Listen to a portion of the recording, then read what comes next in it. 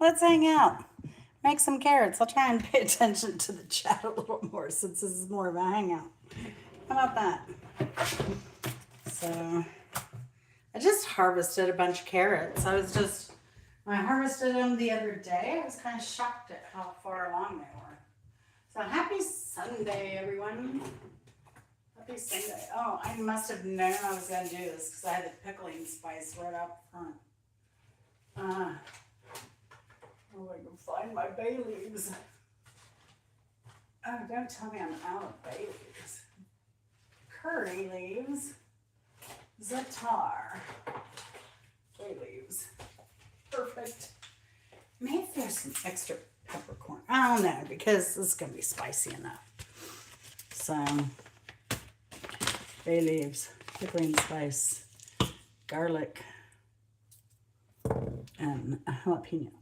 I think I'm gonna try and make 2 of these quarts because man, I just didn't realize how far along my stiff was. So there's my carrots.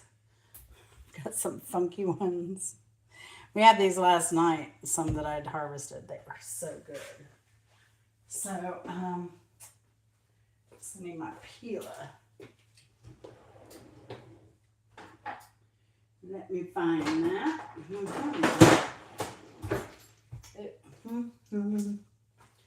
So, I already just washed. I don't sterilize my jars for this. I just wash them real well. So, 2 large quart jars and lids to match, and that's about it. So, let's see. We've had an interesting morning.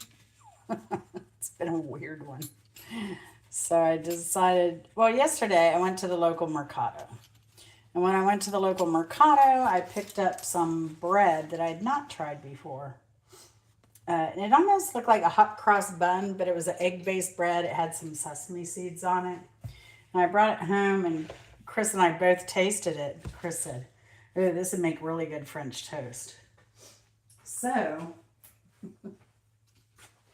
we saved it for this morning, and what I liked about it is that the bread was only about this big, so it made the perfect 2-serving French toast. We each had 2 slices. I think there was a little booty left because we ate the other booty.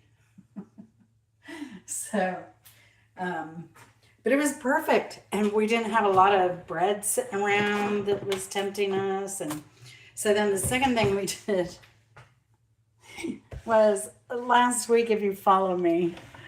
Hey, Daniel, how are you? Good to see you. I'm in Atlanta. Oh, are you? Wow. Wow, wow, wow. So, how are things going with you? That's pretty far. Ooh, what is your favorite Iraqi dish? I love Middle Eastern food.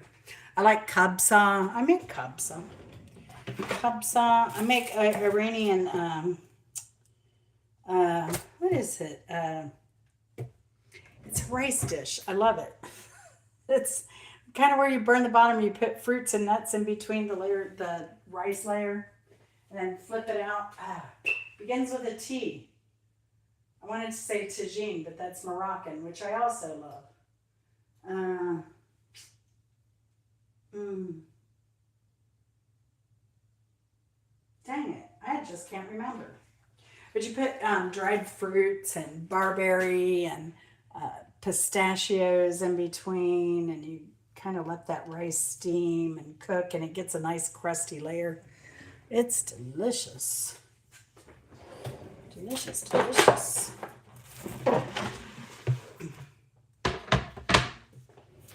So, yeah. In fact, I was just saying I have some za'atar in there too. Because I was looking through my spices. So, I'll wash these in a minute anyway.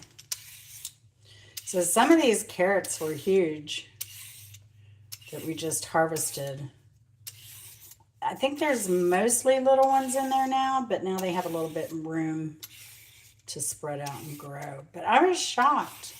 I told Chris this is the first time I think we've grown carrots in the winter. So, to be specific, Kurdistan, there is a dish called dolma. Oh, yeah, dolma. Yeah, you got it right. So, stuffed grape leaves. Now, what I've found is everybody makes stuffed grape leaves differently. I like stuffed grape leaves that are sweet and savory and a little spicy. I like them where they put raisins in them with the rice and the meat. Those are my favorite. Or you could even omit the rice and just put beef in there. Or meat, lamb, whatever. I'm down for it. But I do like dolmas. They're good. They're good. I've never made them myself, but because it's very labor intensive. But I appreciate others who make it. Yeah, I do love dolma. So what do you like? The more, I don't know. Some of them are kind of pickled, like too. So like I said, everybody makes them a little different, which I like about Middle Eastern cuisine too. It's like every region or home kind of makes it their own. Of course, all my scraps are going to the worms. So the worms might get this little fellow as well. I think they'd rather enjoy that. So I have made this dish before on my channel. It's been a while. I just kind of wanted to hang out today more than anything. Hey, Troy, how are you doing? You know, I have been so busy, I have not been able to get over to your channel. I was down in Florida for most of this year so far, helping a friend. First, because he was very, very ill, and then he passed away. So I went back down there to, support her. And hey, Wayne, you too. Good seeing you.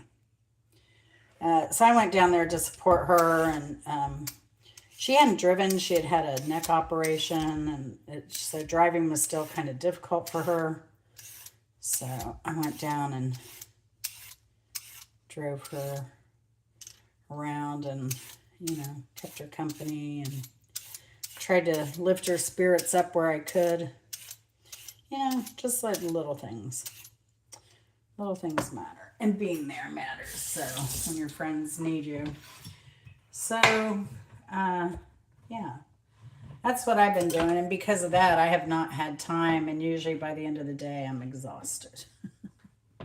So that's why I haven't even been putting out too many videos the last month. So I went from being monetized, which I'm eligible for monetization. I haven't clicked the button all the way yet because I'm just not ready. I need to do some legal things. And then, all my hours dropped. Like, I think I got down to like 131 watch hours for the month, which is funny. But they're building it back up quickly. You just got to feed the beast, right? You know what it's like. How are you doing? How's your recovery been, Troy, from your surgery? Think about you a lot. I love West Virginia. I haven't been up there in a while. I kind of want to go see Charlotte Unplugged at some point. I don't know when that will happen, but that would bring me through there again. It would bring me through there to get to her neck of the woods. So,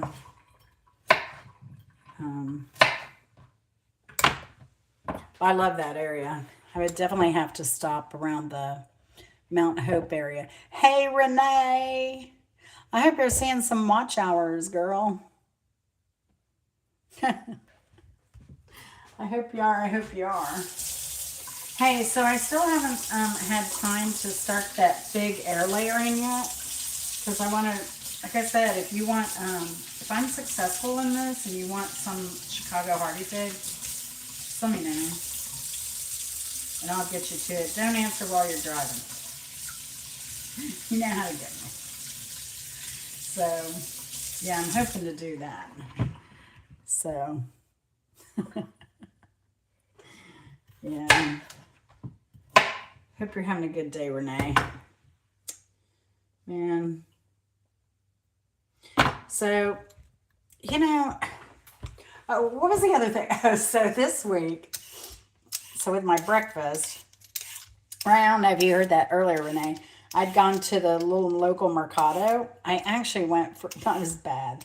I actually went for donuts, but I went late, so thankfully, kind of, they were out of the donuts. And so what they had a little muffin, which was really good. It's just like a vanilla cake.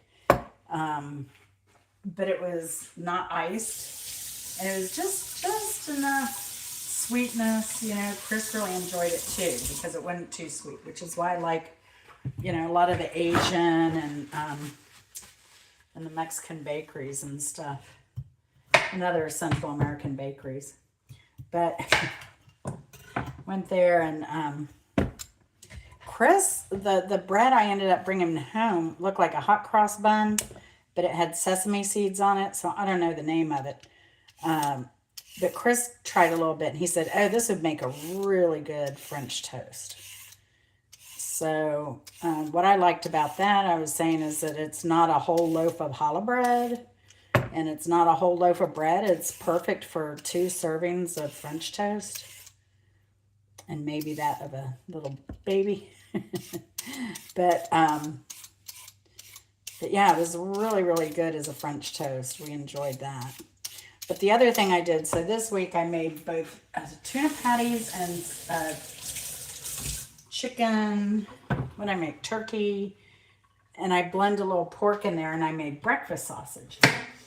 I did those on my lives this week. So I go back to the freezer and I pull out these patties and I put them in the microwave, sit down to eat. I didn't even notice. I put it in my mouth and it was a tuna patty, not a breakfast sausage patty. You know how when you expect one flavor and you get another?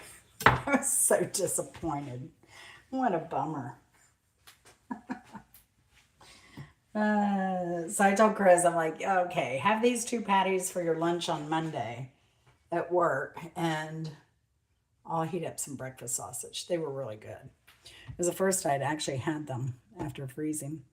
Curry been good. Another surgery. Oh no.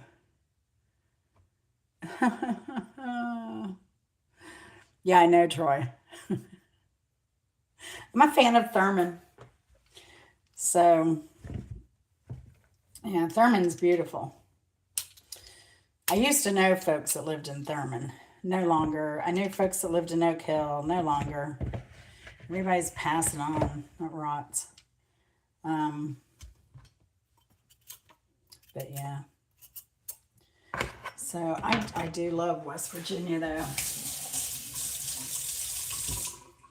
I do love it. And I've been out there on, what is that? Blue, you know, what is that river over there?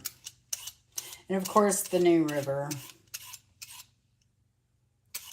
So I've done some wild stuff over there.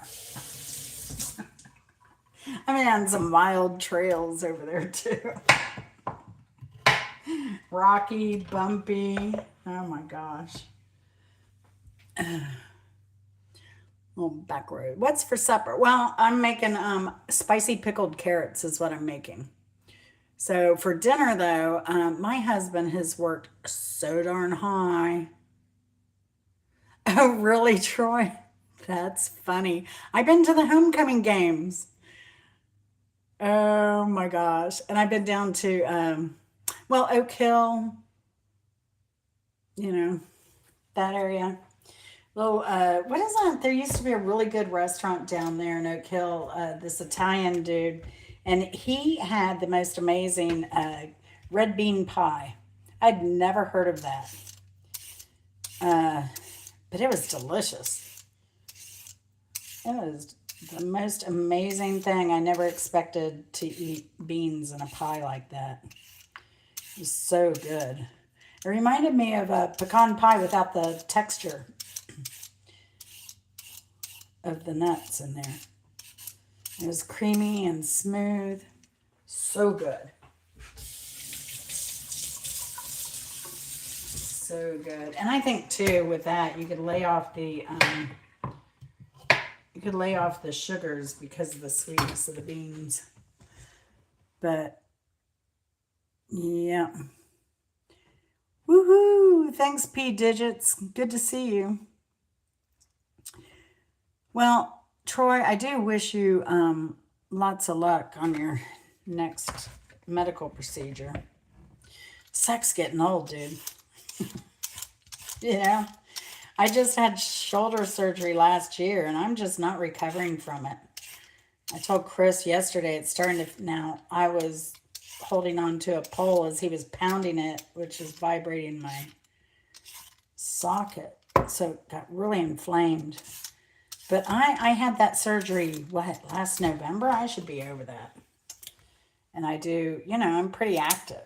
So, and I do my stretches. The hardest thing to do is raise it over my head. And I do it anyway, even though I'll hear it like cracking and tearing. But, I think I'm just breaking up the scar tissue. I don't know, but it's just, I'm over it. I'm so over it. I just want to be whole again. Hey, Brooke. And did you catch anything, Brooke? I asked you about that, but I didn't hear back from you. I hope you caught something. Like I said, that penicillin can cure. No, what'd you catch? Did you get anything? What season is it down there? I was never big into saltwater fishing. I did some, but I was so close to the St. John River, I'd just go to the riverside. The only thing I didn't like about fishing in the river was I'm not a catfish person and I'm not a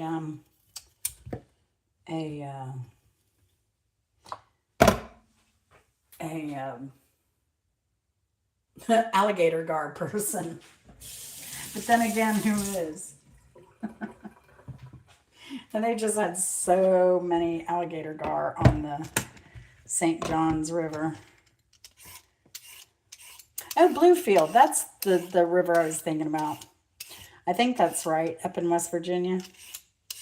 I fished there. I fished the New River. I want to do salmon fishing out west. That's kind of like my dream because I've done trout fishing in North Georgia. I don't fly fish, but I just use a rod and a fly. It works. It works. The trout don't care. I don't care if you're fly fishing or just sticking something in the water on a rod.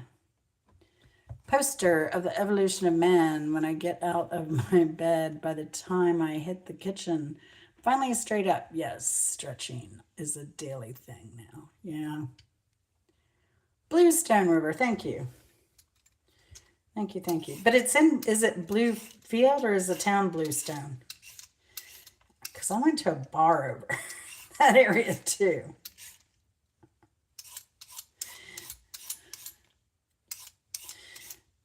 Hey, Troy, do you ever see that I post sometimes in my shorts? I've posted some Hazel Adkins. He was so wild, but man, he had charisma for sure. But I'll say that about West Virginia people. They have charisma. And they're some of the funniest, most jovial people I've ever met, I think.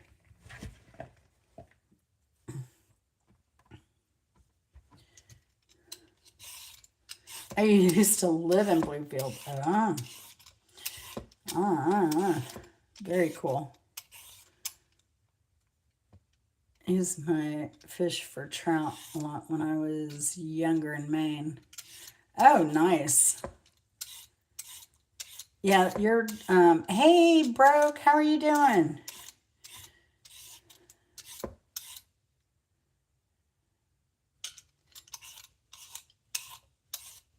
Yeah, I was telling, so, Dr. Ninja Turtle came by and he spent the night over here because he was traveling. He was on his way home. I'm like, look, I'm the perfect stop off for when you travel, so my home is always welcome.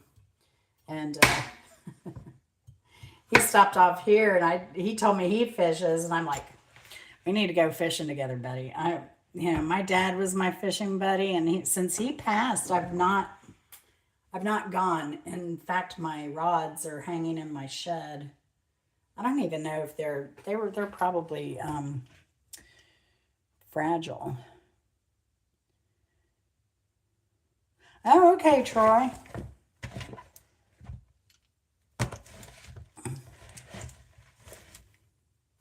Yeah, if I ever get up that way, I'll let you know. I mean, but I really want to see Charlotte. I've been wanting to meet her for years. Charlotte Unplugged. She's a sweetheart. Her channel is just cool and easygoing, and and her grandsons are pretty good musicians, and they're on the rise. Like one of her grandsons just won a contest, and her other one is self-taught. He got a guitar a couple years ago, and now he's playing like Battle of the Band stuff. So I'm just making a spicy pickled carrot from what I harvested today. I planted these seeds in November, and I didn't realize, because I'd never done this before. I've harvested carrots in the winter, but never planted them in the fall like that and let them grow. So I didn't realize that the root is still growing like crazy, even though the tops are a bit dormant. So look at how huge some of these carrots are. Like, it's just holding it up to my paper towel here so you get a better idea. There's the top of the paper towel. There's the bottom of the carrot. So it's just a couple inches shy of a roll of paper towels.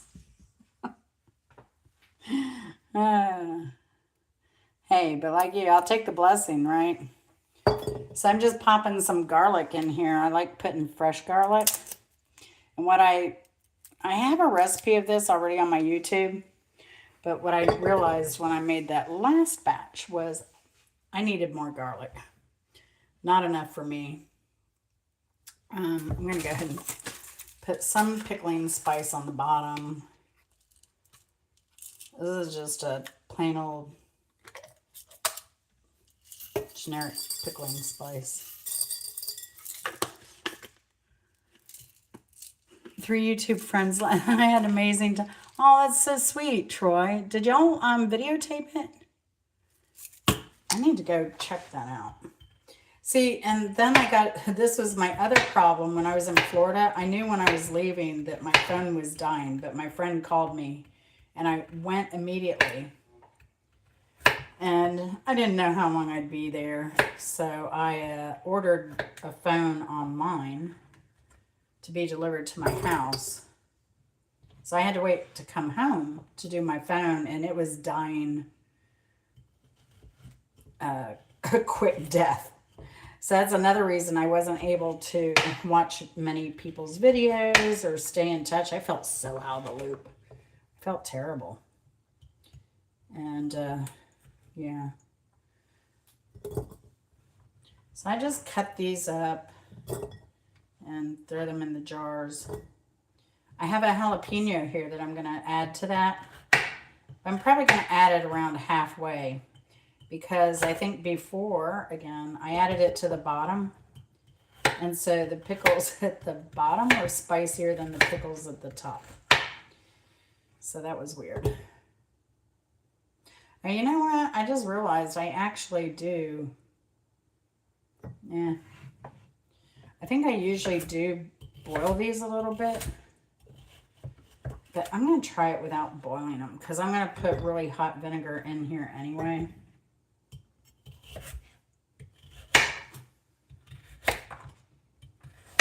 And I really don't have a recipe for these. So it's just what you like. I just don't add salt to my pickling stuff. Now, if I were going to obviously pickle in my German pickled vat, I would. But I've yet to use that. I've bought that German crock a couple years back, and it's a water seal type crock. And I'm so determined to keep it a virgin, so to say, until I get some cucumbers. I'm like, oh, I could be doing cabbage, making sauerkraut. I'm worried like that. It'll have its time. And I think with this new soil I'm using in the garden, it's going to do really well with the, I put spicy. I think it's going to do really well with the cucumbers. So how's Chris doing? Do you keep in touch with him anymore, Troy? I haven't kept in Ranger. I've not kept in touch with him in a long time.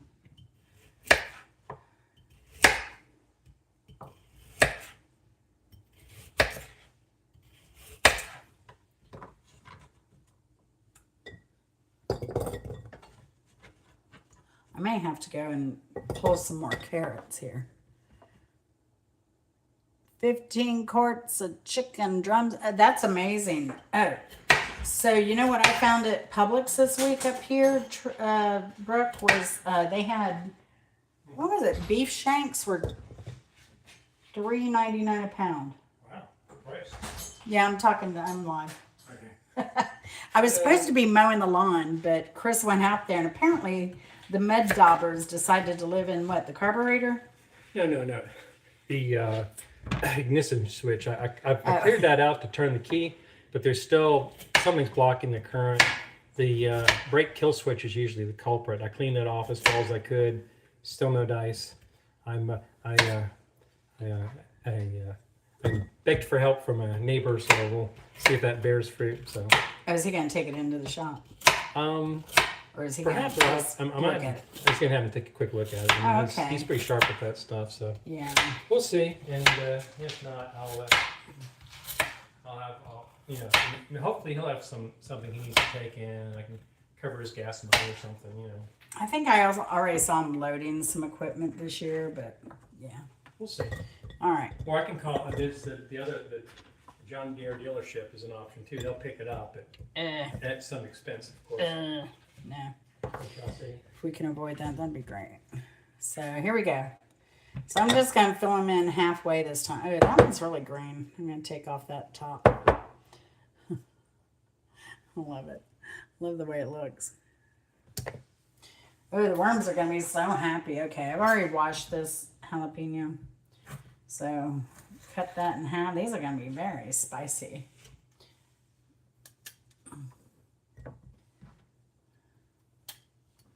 Oh yeah, I think this is a pretty spicy jalapeno. So this is what I have so far.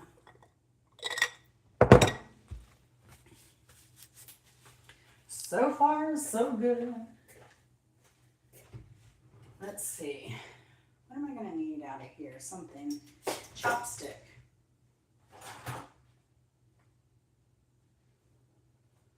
Where is my chopsticks?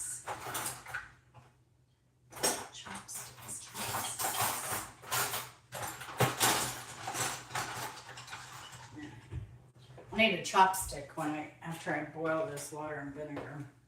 And this is how I do. I'm going to go ahead and get it boiling now. So this is what I do. I told you I really don't have a recipe for this. I don't like really, really, really sour things. So I'm just gonna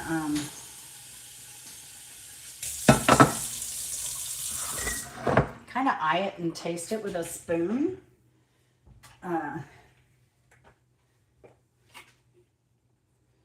gotta make sure I'm not getting the cleaning vinegar.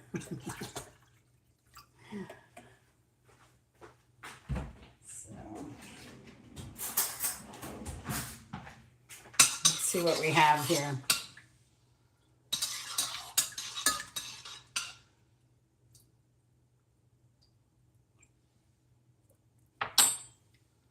Perfect. So I would say this was about 2/3 to 1/3 ish for my liking, but you know, do your own. Do you? All right. So once I get these filled, I'm going to move our operation over here. I think I'm going to also add some pickling spice here. Ooh. Oh yeah. Almost forgot the extra bay leaves. Chris is doing okay. He's engaged now. Really? Wow. Good for him. Good for him. So this is somebody you met there, or was it somebody on through YouTube? That's pretty cool. I'm happy for him. You know, everybody deserves happiness. So I'm getting ready to, speaking of happiness, Chris and I are getting ready to celebrate our 28th anniversary. I'm so grateful for that. So yeah, it's marriage ain't easy, but it's worth it sometimes. I had my first rodeo, so I can say I've been on both ends of it. So that's okay. It's okay. But yeah, so we're going to go. We have a trip planned. I'll be doing some video on that trip. Just wanted to go explore a certain area of Georgia. And yeah, so that'll be fun. I think we'll hit a nice restaurant up for dinner one night. And luckily, we were able to pay for some of the trip on points from other hotel stays, from our summer stays, which is nice. So I'm a big advocate of signing up for those points because you never know when you'll be using them or needing them.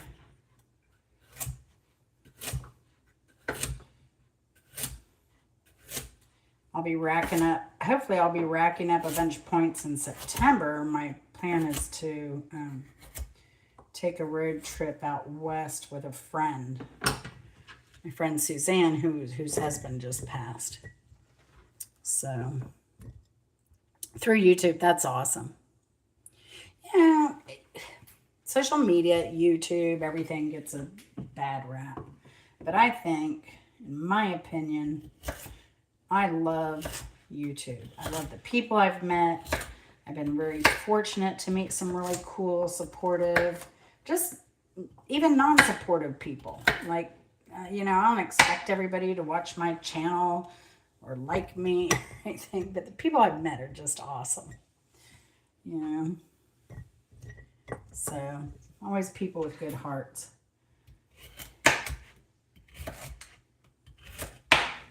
And, you know, when it comes down to it, we're all the same. We're all people that have, you know, I've always said it doesn't matter if people are wealthy or what your income is. We all have the same problems. You know, it's just that some people's problems cost a lot more money. But we all have pain, suffering, family issues, different backgrounds. It's just, and we're all imperfect, you know. So, But I love people, so I've really, really, really enjoyed YouTube. Don't I have, yes, I have more garlic here. Can't forget the garlic. Man, the worms are going to be so happy. I have composting worms, so actually I need to contact this guy. He had one of his sinks, utility sinks on sale, and I think I want to transfer my worms to the utility sink so I can set up a something to the bottom to catch all that, you know, liquid gold, as they call it. I think that's what I'm going to do. Because it's a really good deal. And it'll keep, so right now, I have instructions on how I built my worm bed. But it's low to the ground, and I don't like that. That's why I'm building raised beds, too. I'm getting too old for that stuff. So, a higher worm bed would be fabulous. And then one that had a collection basin, or I'm thinking maybe one of those, and I already have it. I think it's like a 3-gallon water jug. And then I can maybe attach some kind of something to it. I don't know. I'll get innovative if I have to. Maybe put that up on blocks to get the jar right up under there, and then put a funnel mechanism with a drain. So I'm thinking a drain thingy, kind of like this. Smaller maybe, like kind of like a sieve. That in the bottom of the sink, then put a funnel and the 3-gallon. Not that I'll get 3 gallons of juice out of there, but then all I have to do is cut a plywood thing over that. I could put some cardboard in it, and they would eat that, and that would help keep them moist. And then put maybe a couple layers, one directly and one on top. I don't know. You know, I just can't remember her name. She would be on the panel with us. I'll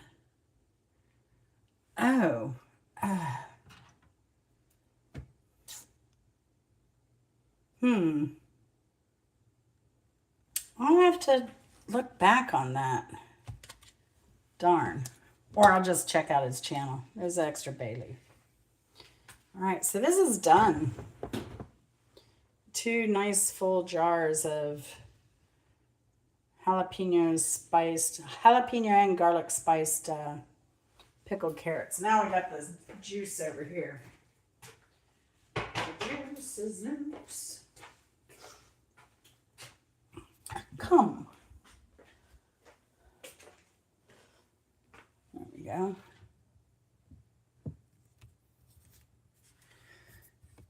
Yeah, I hate that I wasn't able to mow today. I even got all geared up. It was cold here today. Got down to the 40s in Atlanta. Can you believe that? In May. And next week, I think, well, it keeps fluctuating. At first, we were supposed to have 40-degree next week, but I think that's changed a bit. And then, but yeah, we're going to have, it got down to 40 last night. Tonight it will get down in the 40s again. So I'm ready to plant my stuff.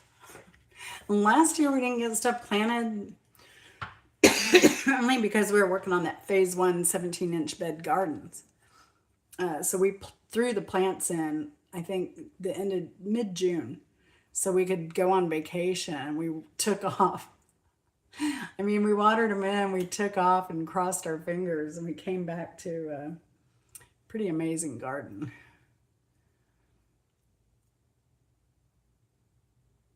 Daughter and cats, lives in Minnesota. Oh my goodness. I can't remember, Troy. You know, because I kind of came to that party late. You know, right, probably what, a month or 2 or so before Lori passed away. maybe 3. But I kind of wasn't in that crowd too long. And I came there through a simple happy life. So she brought, this is funny, Troy. I don't know if you've ever heard this story. So she brought, because my channel can be a little racy now and then, especially if we're playing a word game. And we were playing, at the time we were playing this game, Flapdoodle, that I kind of made up. And it gives people an opportunity to make up definitions of obscure words. And so Lori came in and with her screen name, Lori Prepping for Heaven, and she had the, Mother Teresa as her icon. And I was like, I don't know, my butt clenched up for a little bit because I didn't want to offend her. I managed to get it started. I punched. Oh, really? I pumped the brake and the parking lever a bunch of times, and I jiggered it to start. All right, So well, I'll go ahead and start mowing. You're busy doing stuff, so. All right. But I appreciate it. Wow, thank you. But we'll see. All right, cool. I still need to get it fixed, but we'll see. Yeah, I thought they were supposed to fix that last year. Oh, it probably was, and it's gotten No, whatever. weird. Oh, you know what? You probably need to cover it because that barn is leaking. Yeah. If you cover it, it's probably moisture Could be getting somewhere. that's Yeah. rotting the connection. Could be. We Yeah, just a lot need to of buy a new places. barn at some point. So, anyway. So, so kind of like, I didn't want to offend Lori because I don't like offending people, ever. Like, I would never intentionally hurt anyone's feelings or anything like that. So, I was just so crazy. And then, so after my live and our goofy game that was a little maybe risque, I go over to Lori because she decided to go live late. And that's it, folks. I'm going to knock some bubbles out of here by using my chopstick. No special canning tool required here. And so I go over to her live, and you were in there. I think you were on panel. You were on panel, and what was it she said? Oh, you said something. I don't even remember what it was. And Lori said, "Now, Troy, don't get my mind in the gutter." I can't do a Massachusetts accent to save my life. But you know what I mean.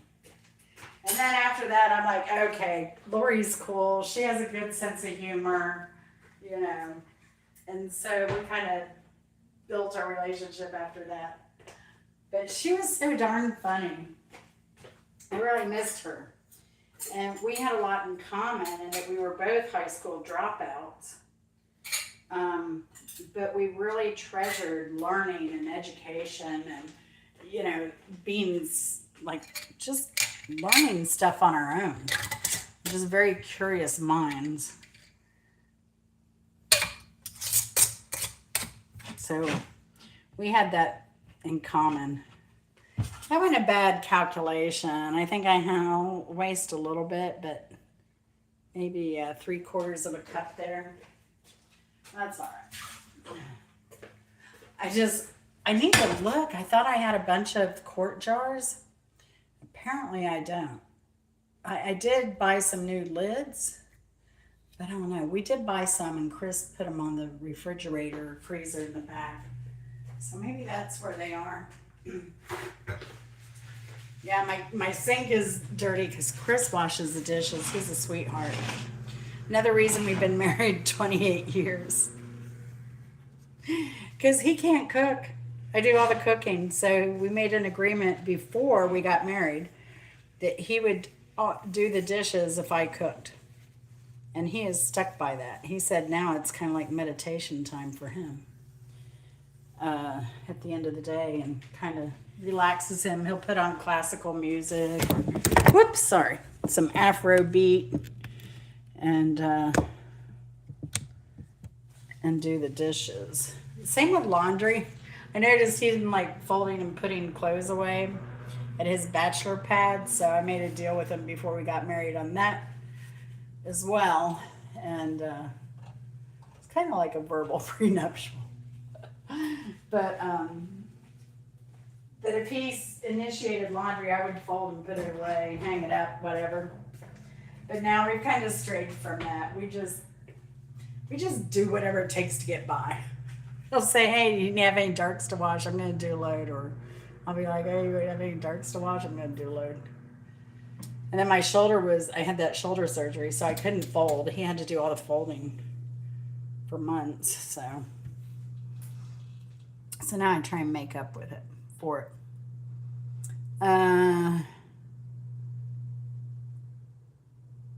Plumbers and degrees can help, but true intelligence doesn't need paper verification. True. Sorry, driving and listening. No, that's fine. Thanks for your input, but keep your eye on the road and the hands on this wheel, sweetie. I don't want anything happening to you. But yeah, so that was my thing. I was a high school dropout, but in high school. I learned. I took mechanical drafting, which I really really loved, and I took architectural, which I'm not that creative, and I'm pretty practical. So mechanical drafting was more my thing, and then I took electronics in like a certification at community college. And then that got me into better jobs and a career, and then eventually a wireless engineer when the technology was new, because I knew telecom. So I was very lucky and so glad that I didn't waste a lot of money on college. You know, so but that was funny about the wireless industry, that a lot of people were learned a trade. Like I knew people that didn't go to college for something, but they got trained to be RF engineers. So there was a lot of opportunity in there. So I imagine the same is going to be with AI. I think there's a lot of resistance, but I think eventually there will be less scary, more practical use of AI. But let's face it, we've unleashed the beast. That's where it's going. And then now they're laying off people just to pay for the data centers to support AI. Isn't that crazy? So, yeah, things are moving swiftly. And that's the thing with technology, is that it's always like the pace that it develops seems to be more rapid and rapid every decade that goes by. So it's crazy like that. So that's pretty much done. I'm just going to let those get to room temperature, and then I'm going to throw them in the fridge.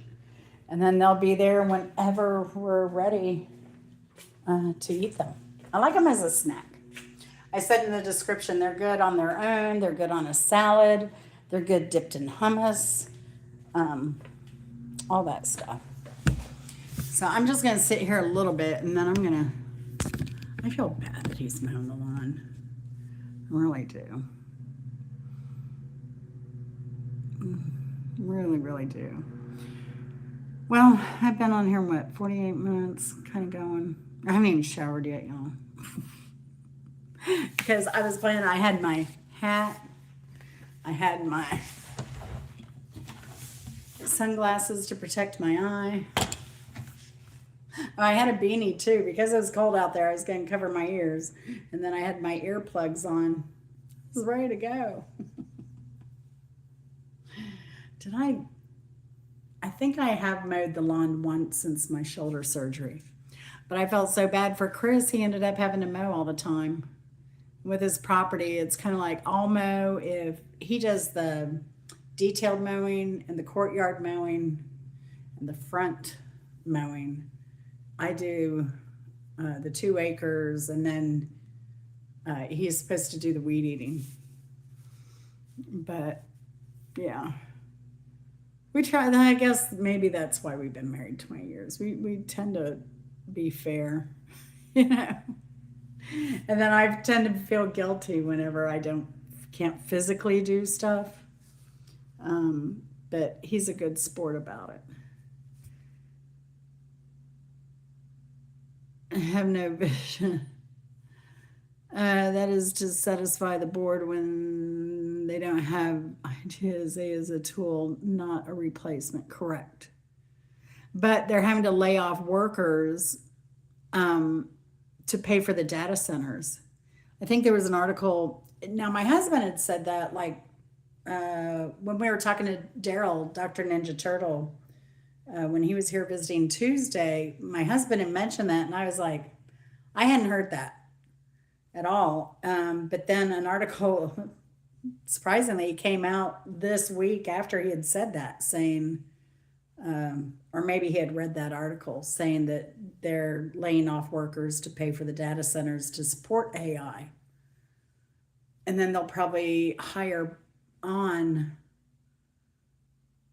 less skilled workers to manage the AI. I'm not going to say less skilled workers, but I think knowing AI and how to use it's pretty amazing. It's going to be pretty amazing down the road. I know a lot of people are already using it to create spreadsheets and stuff like that. So, I don't know. It'll be interesting. I know my husband is a fan. He loves ChatGPT. I prefer just old school Google. And for my research, because I want to see I want to see more unbiased stuff and read everything with my own eyes, because there could be a caveat that's not covered in the ChatGPT synopsis. So, and the other thing that happened to me uh, is that I was having a really, really busy week, and maybe it was right before my shoulder surgery or during, after, or one of my surgeries last year. And so I had ChatGPT do I do a Wednesday music trivia every Wednesday. We play some game, mostly music trivia. And so I had ChatGPT write my questions and answers. And I was so embarrassed because three of them were wrong. And I was corrected by the people playing. So that was embarrassing. Yeah, Brook Trout, you'll always be able to like flash that butt crack. It's a great profession. Uh, so P Digits, Brook Trout's a plumber as well. So yeah, you'll be up. So, yeah. I mean, do you plan on going back there when you retire to that cold though, Brook Trout? Seriously, I couldn't do it. I can't go. I can't live someplace where it's cold. Kentucky was far enough north for me. Lexington. I'm not talking about the eastern Kentucky, because that's mountainous and probably a little more cold and a lot more snow. Uh, but yeah, electricians, plumbers. I mean, those jobs are amazing. And HVAC, another really good skill. Home building, I don't know. I mean, they were talking about the 3D printer building houses. I don't know about that. I don't know that that's viable long term, and if it's healthy. I mean, you got to breathe in all that product, right? For some time, and I'm sure there's some degradation after some period. So I don't know. Kind of like asbestos. Oh yeah, it was a great idea until it's not. You know. Oh yeah, there you go. That's the way to do it, Brook Trout. That's the way to do it. So I didn't see. Did you catch anything, brook trout, this weekend? Let's see. We feel first cat I had. Oh, first cast I had one on, lost it, then nothing. Oh, dang. That rots. Oh, man. Yeah. See, that's why I didn't like saltwater fishing. Those fish are too fickle for me. I like to go where I have a better chance of getting something. Bass. Although I don't know, bass fishing these days depends on where it is. It's like trout fishing. We can fish for trout in Metro Atlanta on the Chattahoochee River, just up from where Chris and I held our wedding reception. And I don't know, there they have a smaller length limit. Last I fished around there, but they dumped trout. Hey, Angela Critters, how are you? Man, that peanut butter cake looked amazing. I love peanut butter, anything. Um, but yeah, when I would fish up there, I would do the minimum length on the trout and eat that, but I wouldn't keep the bigger ones. Too close to Atlanta for me. And then because there are some factories, but I don't know if they're on the river up north of there. But I figure the younger they were, the better they would be, safer they would be to eat. But if I go up north, up to the mountains and trout fish, then it'll be, I will eat those trout for sure. So, a lot cleaner water. I mean, heck, you can see the trout swimming in the water. It's so clear up there. Up around Blue Ridge Mountain. Oh, yeah, Angela. Now, this is interesting, though. So, Florida just passed a law, so there's a mobile home park, I think it's up in Pasco County, that just passed a law in their mobile home park that any mobile home over that was built before 1982, they weren't allowed to sell. And they didn't grandfather anyone into that. They just said if you own a mobile home that was built before 82, you can't sell it. You can sell the land, or I guess that's even a lease, right, in a mobile home park. So, yeah, that was crazy. So a lot of people are upset about that, as they should be, and lawsuit to follow. So, but there are so many mobile home communities for snowbirds. And my aunt and uncle did it for years. They were from Ohio, and they would snowbird down in Florida. But yeah, you could rent them out but not sell. Yeah. But I don't know, a lot of them are even getting, I don't know, because a lot of those HOAs are going against Airbnb stuff now. So I don't know. From what I understood, people are like, there was no option. So they would have to they've lost basically everything. So that's crazy. Yeah, it happened right before I came back. I think I heard about it, brook trout. Mm-hmm. Yeah. But yeah, it was somewhere around Tampa. It could have been Hillsborough, could have been Pasco, could have been Hernando. But if you Google Florida Mobile Home Park, probably selling 1984, Google, and then click on the news category, you'll probably find the article. It's pretty crazy. So I don't know, but I know Georgia just passed a HOA law. I don't know who it affects, how it affects, but I know it's going to be harder. Well, HOAs are going to have to be more accountable because I know what's happened around here is people have been paying into the HOA and the pools aren't opening because there are issues.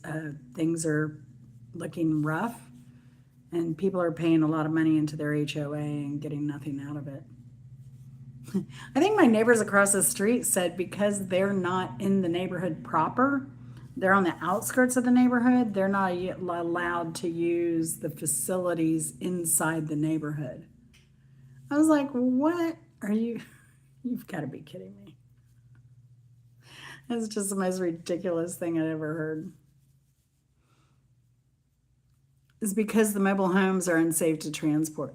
Well, nobody wants to transport them. They just want to leave them there. But they're saying you can't sell them. Even. Like I think the way it's worded, so this is the problem with the law. If you don't have enough people looking at it and scrutinizing it, and you're just an HOA and you just want to make this law, and you have I don't know, lawyers will do anything for a buck, right?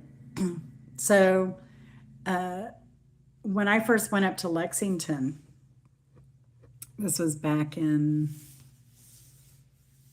the 80s, to work for General Telephone as a consultant. I went up there and got into town, first time being there. And it was a Sunday. We started work Monday, went to a restaurant, and I ordered a glass of wine. You know, because in Georgia you could get wine at a restaurant on Sunday. But I also had the problem when I moved to Georgia that pick up a 6-pack of beer and put it on the counter, and they'd just look at me like I'm stupid because I kept forgetting. Yeah, we have blue laws here. Think of all the money they lost because of blue laws. Anyway, so then I get to Lexington, and the server tells me, I'm sorry, we don't serve beer or wine on Sunday, but you can get liquor. I'm like, what? That makes no sense. She said, yeah, that's the law. So I was able to get a mixed drink, but no beer or wine. That's like when I also, the blue laws, when I moved to Georgia, there was a county over where you could buy alcohol, but my county was a dry county liquor. So you could buy beer and wine. You couldn't buy liquor, but you could at the next county over. Again, this is the 1980s. And so if you went to the liquor store the next county over, they would ask you if you want ice in a cup to go. So they basically encouraged drunk driving or drinking and driving. Open container. And people would do it. It was the craziest darn thing. Unintended consequences. See, that's why the book Freakonomics, I really like it. It covers all kinds of unintended consequences. Like the standardized testing in schools. They called the Atlanta public school crisis crimes, cheating scandal. They called it before it blew up, because the incentive is on standardized testing in school is to pass the students, and you get rated on the more students you can pass, the better you look and the more money that comes into the schools. So Freakonomics is the book, and they totally predicted the scandal. And then, sure enough, Atlanta school had that scandal because unintended consequences. Wells Fargo, it's another example, right? They gave their tellers an incentive if you sign people up for additional accounts, you would get a bonus. So what did they do? They started to get the bonus. They started signing up people with accounts without their knowledge. What was another one I ran into recently? I think any of those work bonus things, there's a huge incentive to cheat. So you better leaving everything on an equal playing ground. Now, what I will say is I recently saw a short by Infolove, well, a couple shorts by Infolove, IN-FI-LOVE.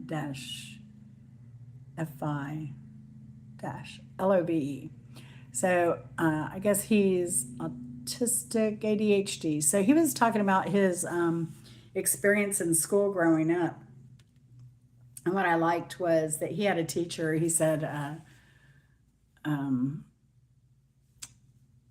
that would, kind of do incentives where if you did certain steps and certain work, you got a star. And if you got a star every week, you got an incentive of ice cream treat at the end of the month. So he said he always got his treat at the end of the month, except for one time. I felt sorry for him. I'm such a big empath. Even though he's a grown adult now, I was like, oh, poor baby. He didn't get his ice cream. Oh, he's such a sweetheart, though, and a talented artist. If you've not seen his stuff, he does chalk. He has a giant chalkboard, and he just did an Artemis 2 rocket in chalk. It was amazing. But I'm learning a lot from him, and I'm learning a lot that, I don't know. I've just never been around or been involved with autistic people, but I just find it fascinating. And some of them are just so talented. It's amazing. Yep, cheaters always look for the easy life. Like Easy Street with Jen. No, no. Yeah, but they'd never get you anywhere. In the long run, you always even with YouTube, right? Before, I think some of the important things I learned before I went on YouTube was always be your authentic self. Now, oh gosh, my early videos, you can tell. Oh my gosh. And that's why I didn't get traction probably early on in my YouTube thing. I was so stiff and boring. Ugh. Is he, Angela? Aw. But I've always found that, I remember a coworker's daughter had autism and I'd babysit her, and she was just the sweetest, lovingest person ever, And it was interesting. But she was Down syndrome. But such a cutie and such a joy to always be around, And smart as a whip. Holy moly. I was shocked. But she had some other complications apparently, because I recently tried to look her sister up, and I guess she had passed, and she was much younger than her sister. Oh yeah, yeah, that's awesome, Angela. I bet he gives really good hugs too.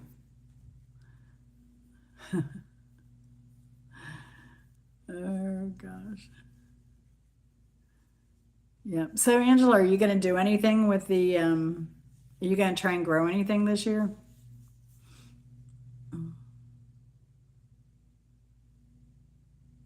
I'm ready to plant. My my peppers and tomatoes are starting to look rough. I know once I put them in though, they'll take off like crazy. But I think next year I'm gonna have to start my seeds in, I don't know, mid to end of January. Because I think this is the third or fourth year, maybe fifth year, we've had these cold spells late in the season. Oh, okay, Angela. Yeah, yeah. So I don't know if you've have you been looking for any kennels or anything online, like used? I know Craigslist here will sometimes have used kennels, but those are good to keep the deer out too. Oh, really, Angela? That's wild. Thanks. Yeah, we don't have any big TVs here. We just have, I'm mostly on my phone, and then I have when I go live on Wednesday, I have a big monitor. I don't even think it's a TV. I think we ended up just getting a monitor. And what I can't wait for though, Angela, is to get that big ground garden in. That's going to be the beast. These I think are going to be easy in comparison. Because we got to build the fence around that, and I should put the gate together. I mean, that's something I could do, but I don't know. We'll see. We've got everything. We just have to get the time to do it. I know that's like Suzanne. She had a TV in every bedroom. Well, she had the office and she had a computer in another bedroom. I don't think that bedroom had a TV. I don't remember. And then my room had a TV, and then, of course, her room and the living room, and maybe the family room. No, I don't think her family room had a TV because it was just on the other side of the living room.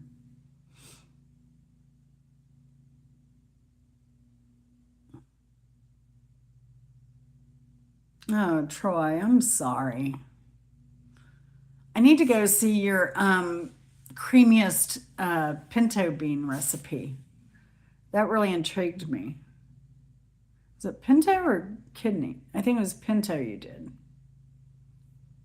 That really intrigued me. And I don't know. I mean, I've thought about planting beans because we really like beans in this house. I thought about planting beans, but then you got to shell them, which I liked doing as a kid, but I don't know. It's so inexpensive to just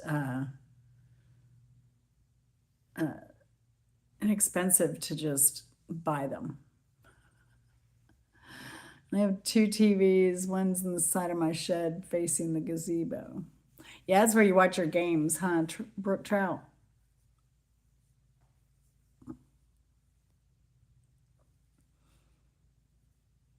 Mm.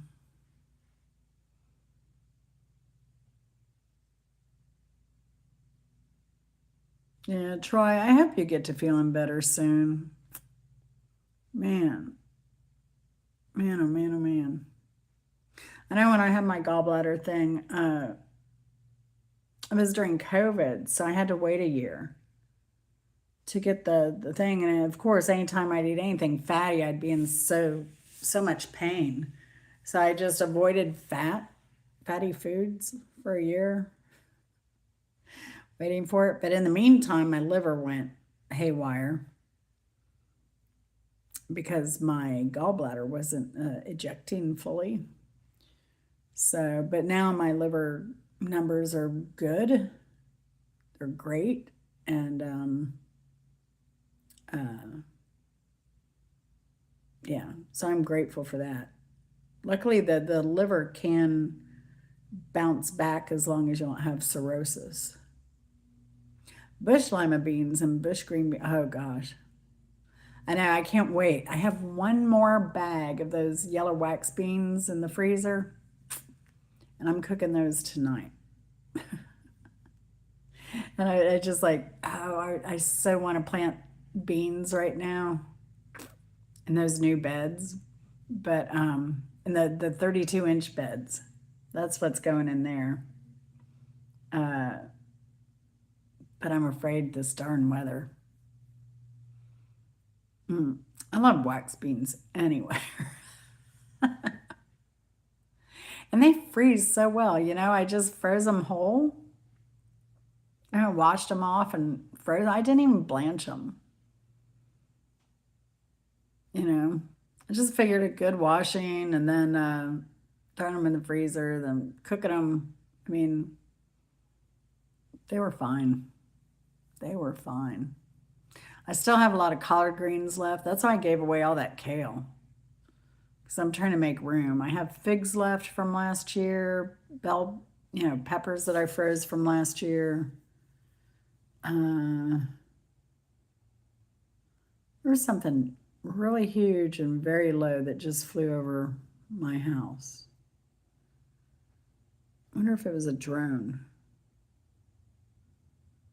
That's weird. It was huge. It was like a shadow over the entire like main fenced area of my backyard. Bizarre. Anyway, spy plane.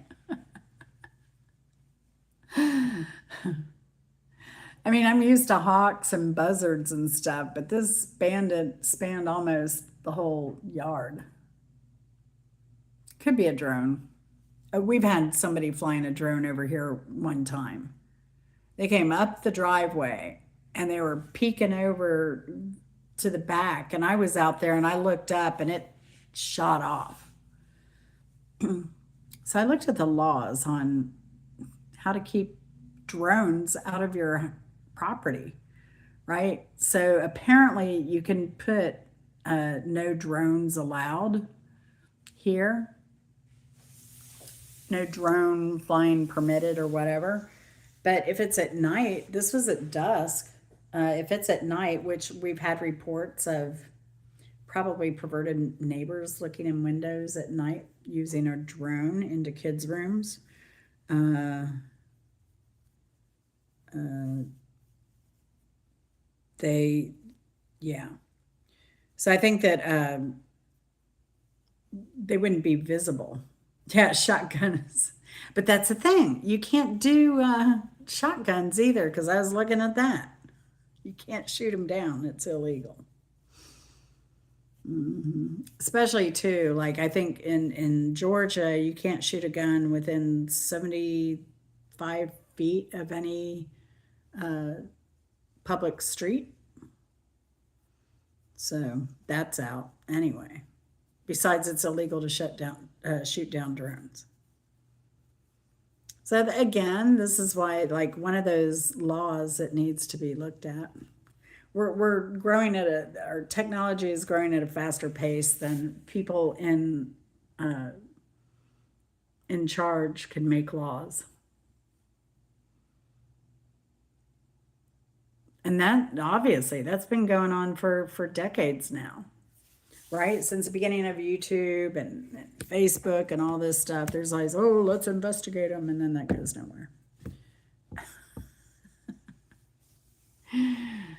So I don't know. It's crazy. We need people that know stuff. But I know some of these. I know a lot of young lawyers, and they know they've got their act together when it comes to technology. So, in fact, the attorneys I know are more tech than I am. Like they have the whole smart home and all the gadgets and the you know all the things. So yeah, I'm always shocked. Kind of. I don't know why, but I think I guess maybe I think of attorneys being more practical. I don't know, but yeah, there's some sharp young attorneys now. Our cousin is one. So yeah, and then through her we know a lot of other attorneys. A lot of parties, not a lot, but Friendsgiving, special events, stuff like that. So yeah. But yeah, they're really young though. I think they're still in their 30s maybe. So it's nice to be invited sometimes to hang out with the cool kids. Um, yeah. Well, I've been on here an hour 20. Nobody wants to see me that long.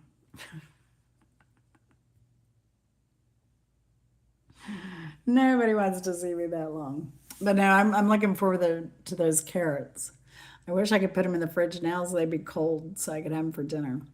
So for dinner tonight, we're having, so I bought ribeye. What was it? $8.99 a pound at Christmas. That's when I buy crab and ribeye. We don't do Christmas presents. So so I buy meat and crab, ribeye and crab. It's always on sale here at Christmas. So since Chris has been working so hard and now he even took over my mowing job for the day, I'm going to make him a ribeye on the grill. And then our neighbors gave us some homegrown sweet potatoes. I'm going to put those on. And then just, I think, make a quick green salad. Carrot bacon. Oh, that has intrigued me, Angela. I've been tempted to make it. But I haven't. Because I like vegetarian stuff too. Having been a vegetarian for so many years. So, yeah, good luck with that. It always looks good though. It always looks good. Now I wonder if you could put it in, do it really thin, right? And do it in, and then dehydrate it a little bit to give it more of the crunch. Because have they improved that? I think the carrot bacon I saw was Tabitha Brown when I first saw it, but it wouldn't have any. Oh, really? Was it a little crispy or no? My next kitchen gadget's going to be a dehydrator. I do believe. Hey, Shelly, how are you doing? Did your grandson play baseball? I forget what the calendar was. Was it the end of April? Did I miss it? What's going on? Fill me in, Shelly, so I can go back and watch. I was saying earlier, I have kind of been in and out. I'm still trying to catch up from being in Florida, helping my friend after her husband passed. And, so I've been I've been away from home for 7 weeks this year. So I'm still playing catch up with everything. And then, I had Dr. Ninja Turtle as a guest Tuesday night. So I had to dust, you know, dust when the company is coming, whether they need it or not.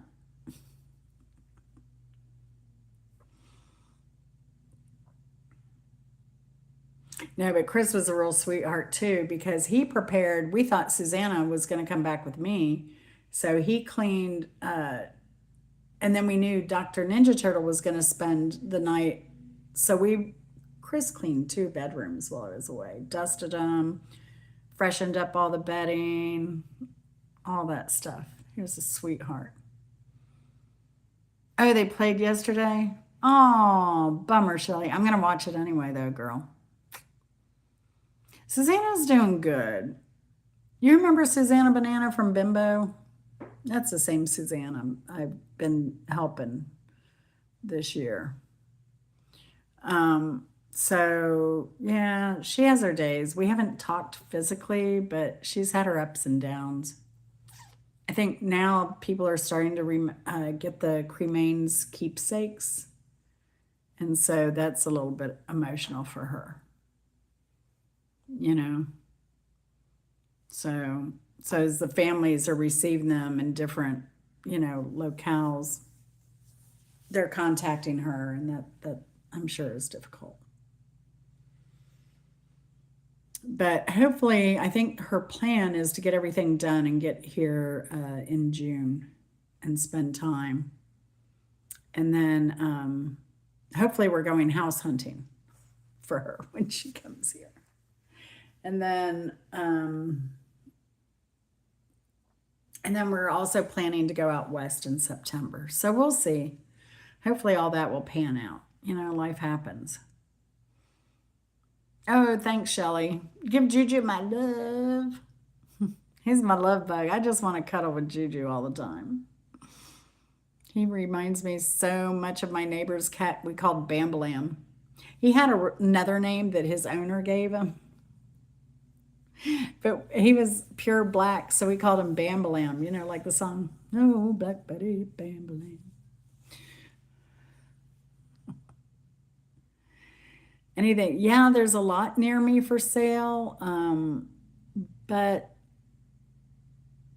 I don't know. She's thinking about moving to Athens because that's probably where I'll end up. And this is a crazy thing. I don't know. I'm not ready now. We just did these gardens, but we have there's a house for sale in our neighborhood, and they're talking about.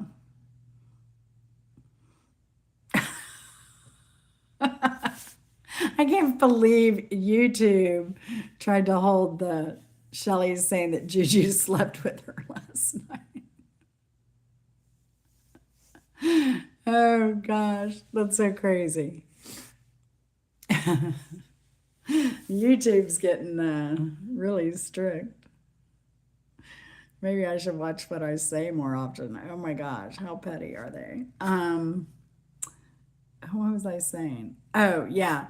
So there's a house for sale near me, and it's on acreage, and they're actually listing it as is development opportunities. So if somebody comes knocking on my door wanting to buy my house for an investment opportunity, tear down and build up, a bunch of houses here, it's going to put me in a conundrum, all this hard work we've done with the gardens. So the price would have to be right, for sure. But the other conundrum we have then is that Chris isn't ready to retire yet. So then what do we do? I mean, he's not ready to move to Athens. Although, if he could stick it out a year, then I don't know. We'll see what happens. Yeah, I mean, I bought this house because I have a lot of opportunity here. If I ever got in a pinch, like medically, and couldn't pay for something or whatever, I mean, I hope that doesn't happen, knock on wood. But if that ever happened, I have the whole lot next door I could sell. I have that area in the back that I could panel off, throw in an apartment kitchen, cabinets, and that would be a 1-bedroom apartment back there. And that has separate water heater, separate air conditioning heat unit. Doesn't have a separate meter.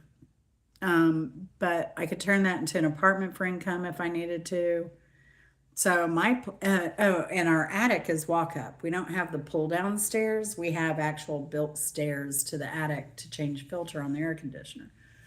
So it was built for longevity, and also there are wheelchair accessible entrances here. So it is built for longevity, and so that is what I was looking for when I bought this house.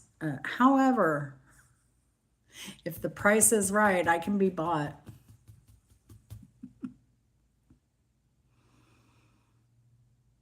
Mm-hmm. Yeah. It's a nice little card to have in your pocket for sure. And gives me a little bit of I won't have to mess with my retirement stuff. I can just um sell a piece of land and still have acreage. So less, but still, but that'd be great. They'd get half of an orchard and they would get the blueberries, darn it, if I sold that property. I'm going to put some more fruit trees on this side though. Oh, were they? Were they? So hopefully you're going to get something from that, Shelley. I hope. Did they fix that pole at your house? I mean, that is just insane to me. I don't get it. I hope so too. I hope they can also get on the power company to get that. Oh my gosh. I hope they can get on the power company to get out there and get that pole straightened out. Because you can't do anything with your, uh, what do they call it?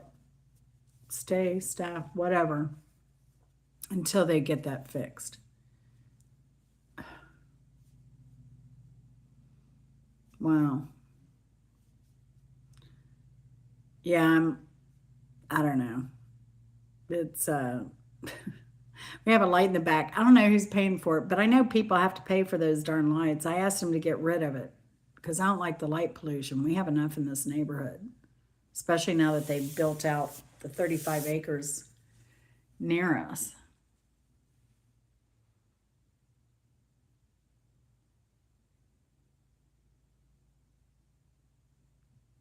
Yeah, she's in Mississippi area. So now she she panics whenever it storms. And I don't blame her. Don't blame her at all. Yeah, because that power pole, it's just unsafe. And then as dry as it's been on top, I don't know, it's has it been real dry there too, Shelley? Yeah, it's just so unsafe. She has a lot of pines around her, so if that pole comes down, fire is, you know, it's plenty of kindling to have a chance of fire. So they need to get that pole. You know what, Shelley, contact your if you've contacted them and you have dates and you can like tell them, contact your public service commission because they oversee the power companies and stuff. See if you can get them to light a fire under the power company.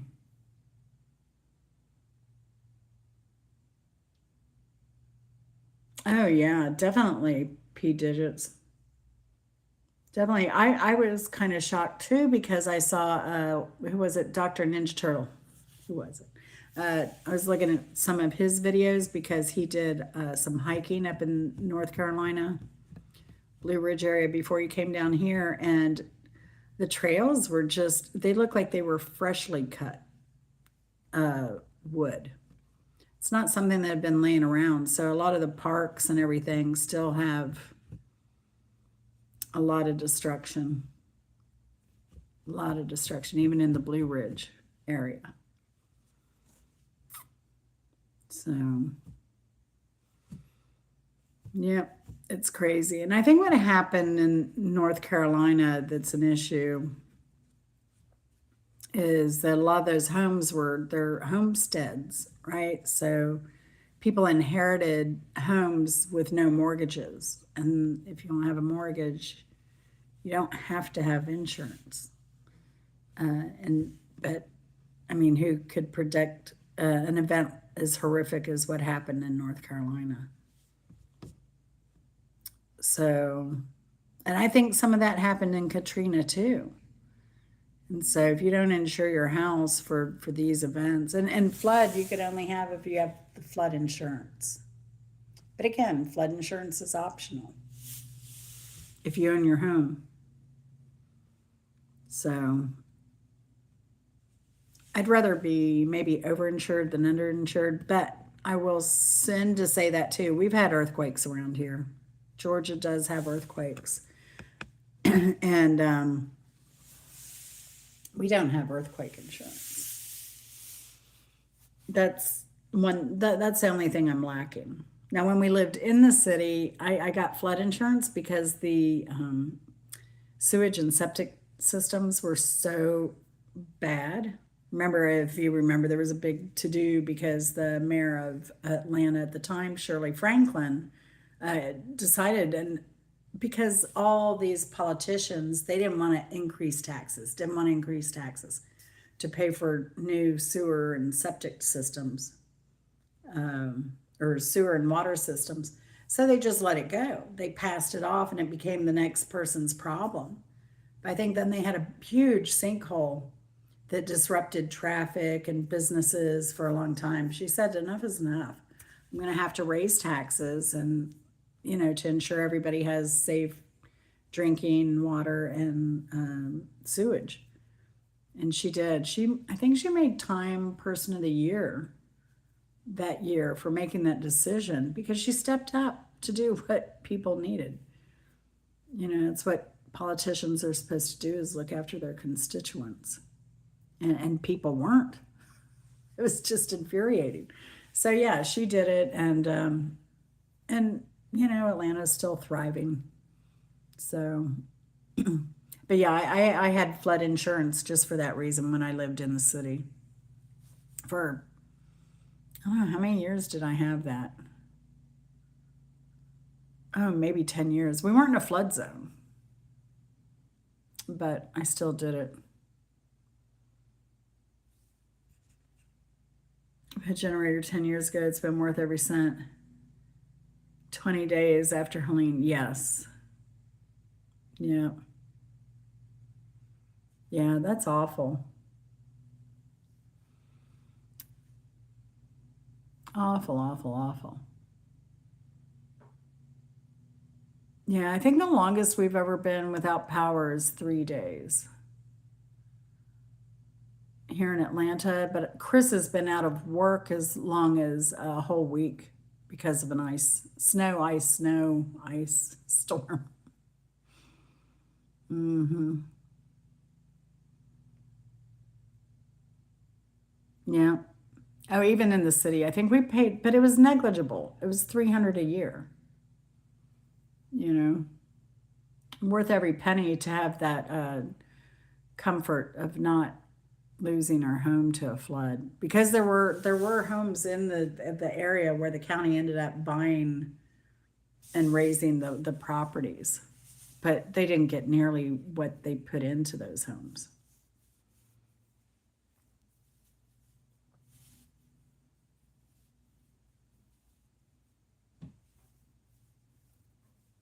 Oh wow, that'd be cool, Angela.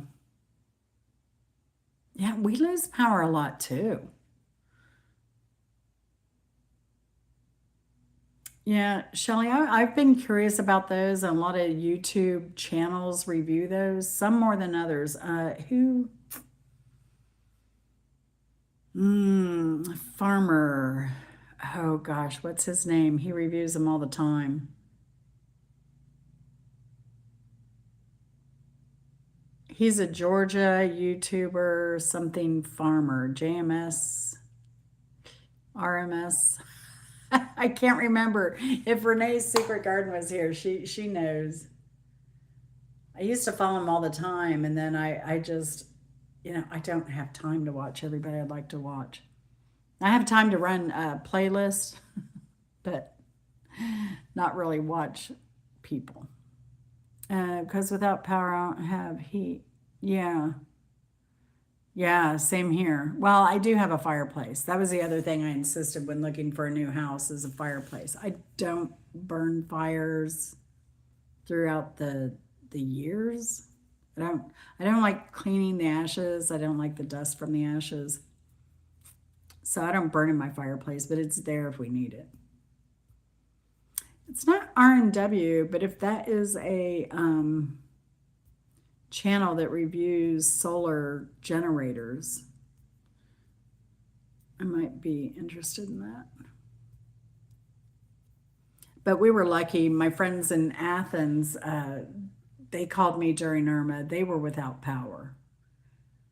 The roads were a bit treacherous, but they're like, "Can we come stay with you?" Like, yeah, come on, come on down.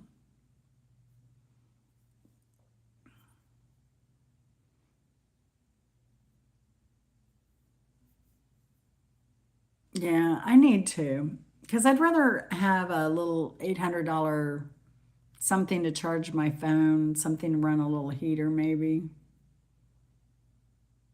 But and the was it some of the every year there's somebody that brings a gas generator inside their garage or whatever and runs it and ends up getting the family sick or worse.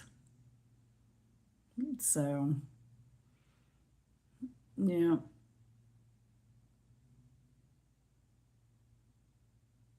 Oh, that's good, Shelley.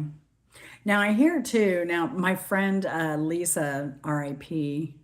She passed away of Alzheimer's last year. Uh, she she went to take care of her daughter's mother-in-law in Florida. She was in this high-rise condo. I called her before, and that's when West Palm got hit 3 times in a row with hurricanes. First one was coming. I said, Lisa, you want to come up here? No, no, I'm gonna stay here. And so she did. But I asked her after got contact. I said, "So how'd you survive?" She's like, "We're doing fine. I was stocked up on water. I've got food ready to eat here." And she said, "I bought a lot of diapers."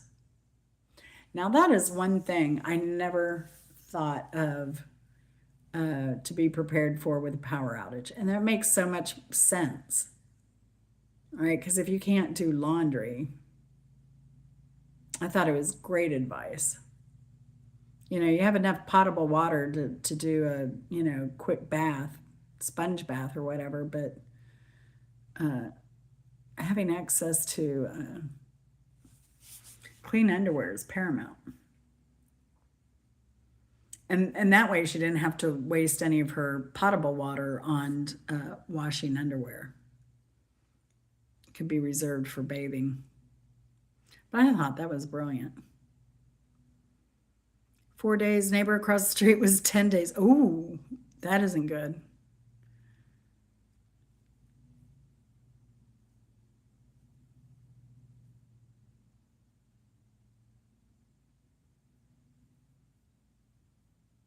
Yeah.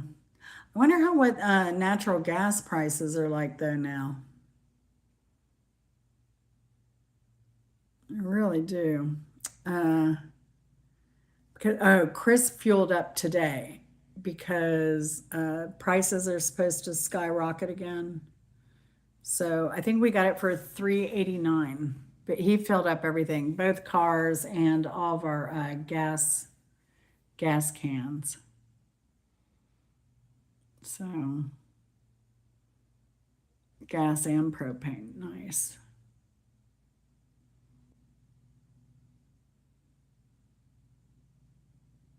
Mm-hmm. I don't know. Everybody's talking about their natural gas bills being so ridiculous. Oh wow, and you don't.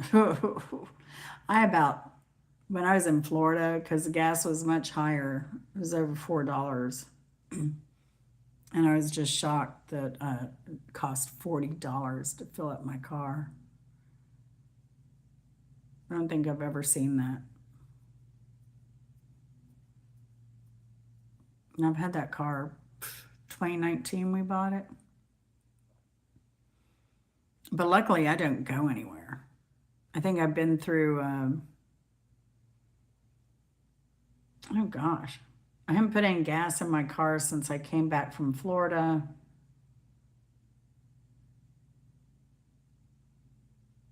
I did some running around, but I had half a tank. And I think I'd stopped to fill up for, yeah, I stopped to fill up for gas in Macon. So I got from Macon up here and some other running around. But luckily my car, I have a Hyundai Tucson. I can get about from 29 to 32 miles to the gallon. That's the range I've personally seen.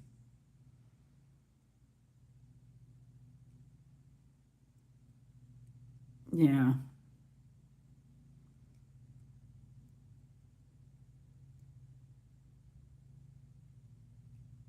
436 average. Yeah, that's about what we were paying there, Brook Trout. And in Georgia, they did a temporary tax relief. So that's why our prices are so low here, is they just took the taxes off, you know. But now those are going to come back full swing, as well as the prices. So we'll see what happens. I guess they're saying that they're surprised gas prices aren't higher. So maybe it's coming. What was that song? Baby, you ain't seen nothing yet. Here's something you're never gonna forget. The year we paid $5 a gallon for gas. Yeah, but hey, just America. Just remember, America's blessed. We pay some of the lowest petrol prices there are. Try going to Europe. It's been ridiculous for years. It's about double ours per liter.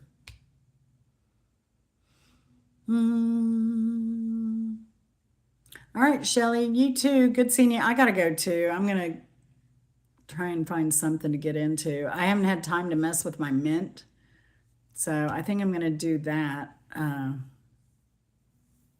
and try and propagate some more. I think I'm gonna make a whole nother pot. I don't like the pot it's in anymore. Yeah, they're not going down anytime soon, Angela, unfortunately. But anyway, yeah.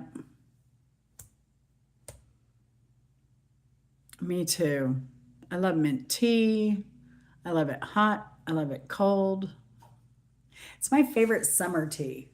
And I can be working out in the garden and make a big pitcher of mint tea, put it in the fridge, and come in, and it's just so refreshing. I love it. And I don't even put sugar in it. It's good the way it is. It is definitely good the way it is. Oh, and that cucumber salad. The Vietnamese cucumber salad. Have to have mint for that. I think that's why I want to plant more this year. So I can make lots of Vietnamese cucumber salad. What else? I need cilantro for that. But that's the thing. Like, cilantro is not a summer thing. Oh, good to see you, Maz. How are you doing? Maz, we promise the warm weather is coming eventually, one day. Are you getting snow up there again? Oh, yeah, mint with lamb. Oh, really? I saw there was some snow up in the northeast of Toronto. It was dipping down into the upper peninsula of Michigan. So I didn't know if it was going to swing down or if it was going to swing out.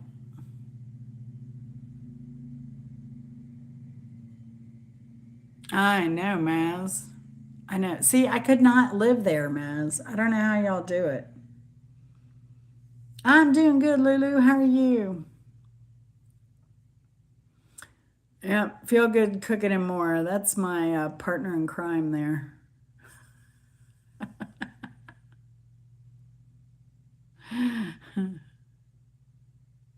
Oh no, Maz. Yeah, I can't do snow. I can't do snow. And overcast. I think I have sad, maybe. I don't know. I've been tempted to get one of the lights to see if it affects me. I mean, I don't get terribly depressed. I just don't. I don't like. I don't like overcast weather for days. That's crazy, Brooke. Yeah, Angela, it is good, except for when your mulberries are fruiting and it kills them all. What else did I say it killed? Some of the figs. Oh yeah, the pomegranates got so. That's why I need. That's what I'll go do. I'll sign off and go trim back the pomegranate severely. Severely. Yeah, Maz, we went to Windsor, Canada last year. It was beautiful. Even Michigan was beautiful in the summer. And people were saying, "Oh, it's so hot." For us in Atlanta, it was delightful. And the best part, there was a whole nice little breeze. It was like 84, 85, maybe 88, but there was always a nice breeze. And it was a cool breeze, not a hot breeze. Here, if we get a breeze in the summer, it's hot. It's not refreshing.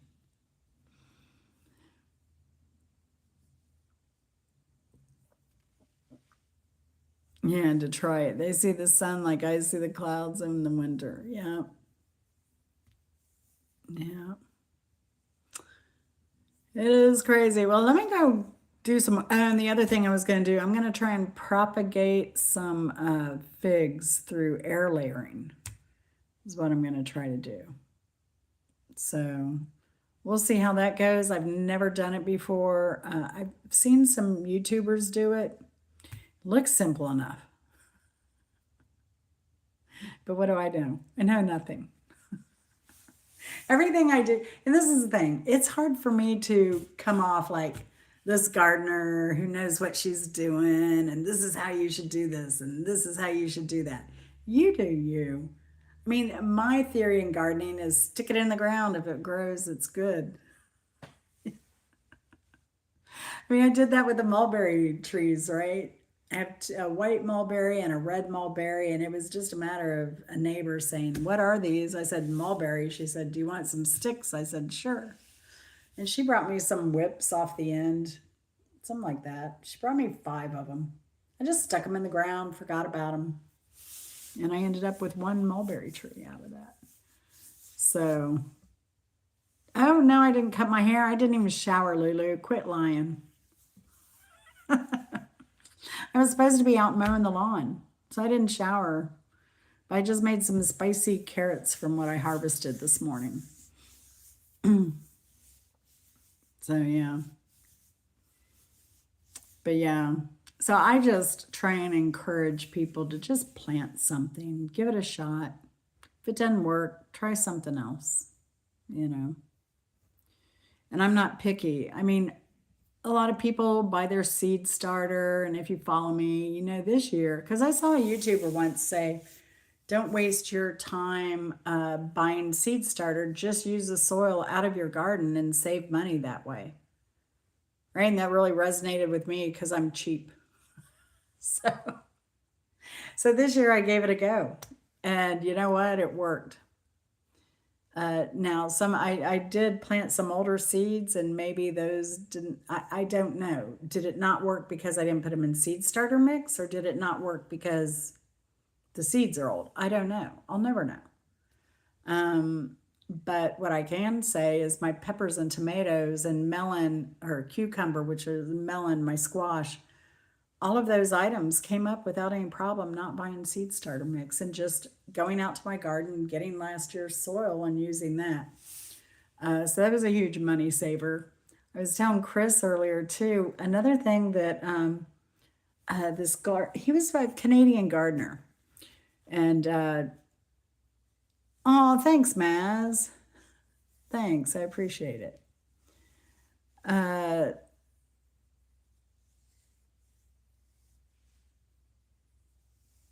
Feel good. I'm enjoying a beautiful day here. Yeah. Oh yeah, Feel Good Cooking More made some amazing chicken balls and buns the other night. That looks so good. So good. It was kind of like if you remember the old roast beef open face things with the bread, the gravy, mashed potatoes, and the roast beef. That was kind of like what it was. It looked amazing. And then she baked it. But, I bet. Do you have any left, Lulu?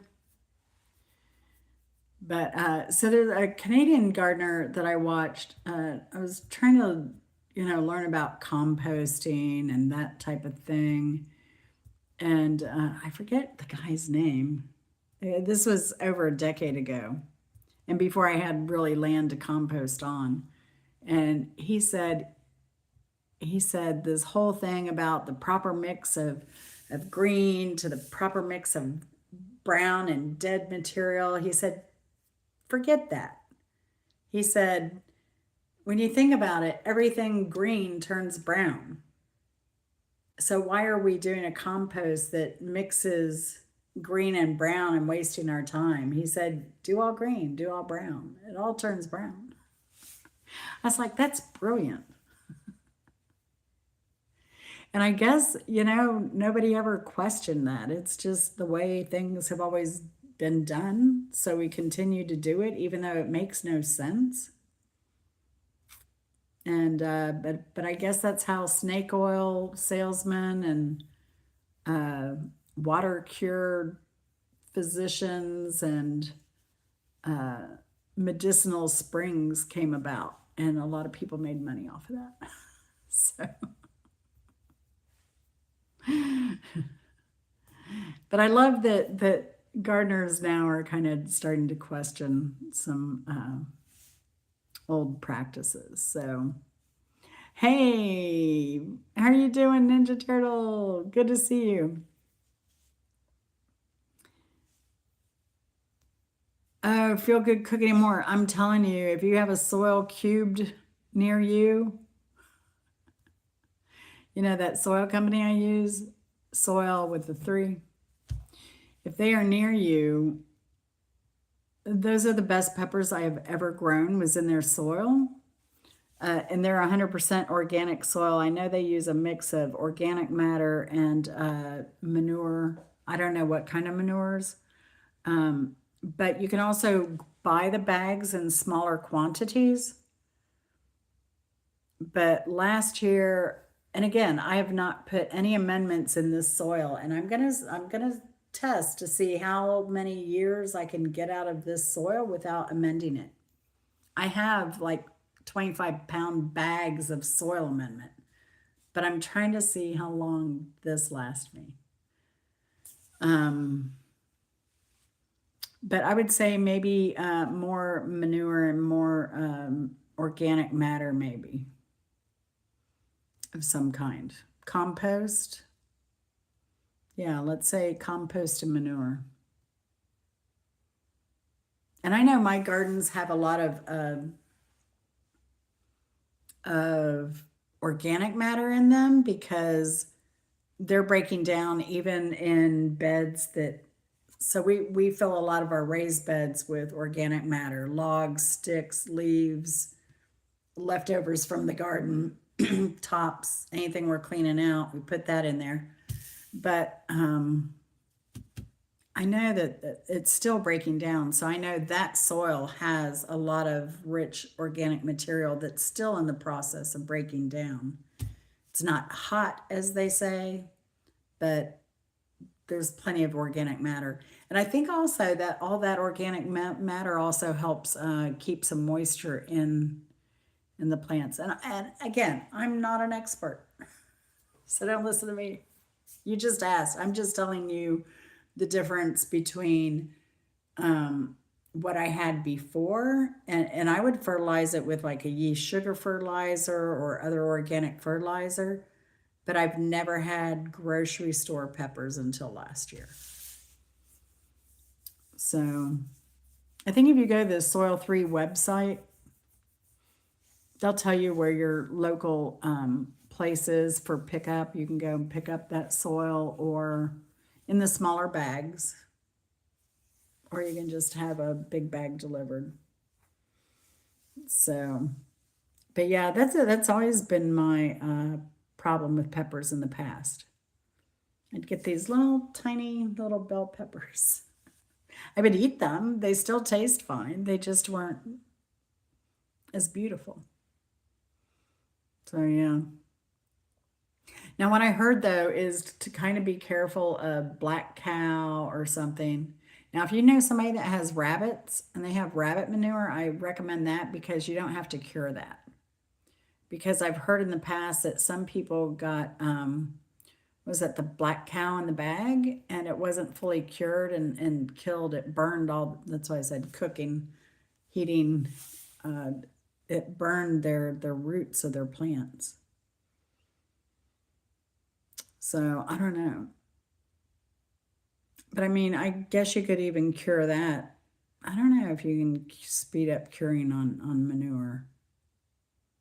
I think sheep manure, you might have to research that. Sheep manure might also be, you might be able to put those on immediately without curing as well.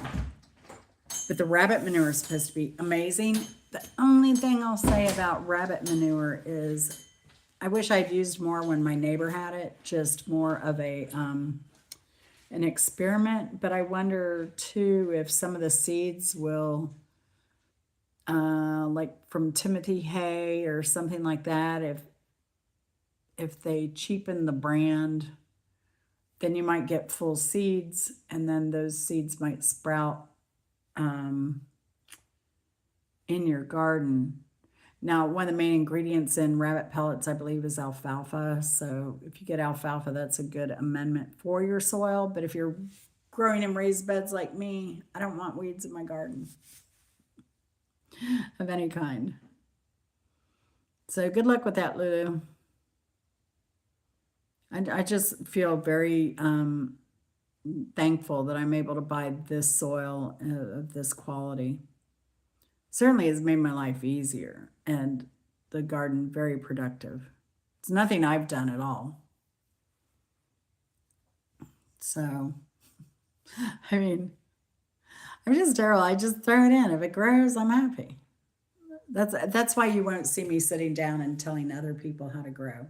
And the other thing with that is different climates, different regions have different things. Like I think M.I. Gardner talks about, putting acid around your blueberries. Well, in the South, you don't have to do that. The soil's already very acidic, you know. So, and if you do kind of listen to gardeners, so Lulu and I are kind of in the same climate. We may be even in the same growing zone or similar. She may be 8A or 7B, and I'm 8A, something like that. So we're close enough.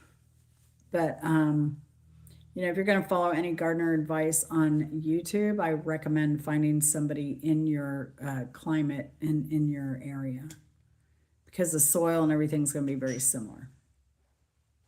Now, I like watching back in the day in Virginia, Diana's homestead.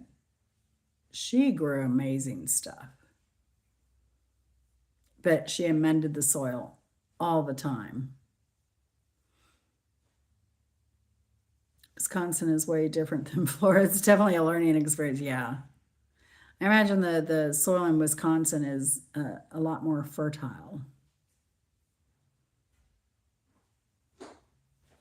I remember the difference between Florida tomatoes versus Midwestern tomatoes as a kid, homegrown even. The Midwestern tomatoes had way more flavor. Oh, I'll show you the pickled carrots. I have the recipe online already. I've already done videos on this in the past. So just look at pickled carrots. I did do these a little different. Which way are we? We're this way. I did do these a little different. So on these, I added a little bit more pickling spice. But they weren't spicy enough for us. So usually I just put one jalapeno in here. But what I did this time is I had 2 quarts. So, oh, and I wanted it more garlicky.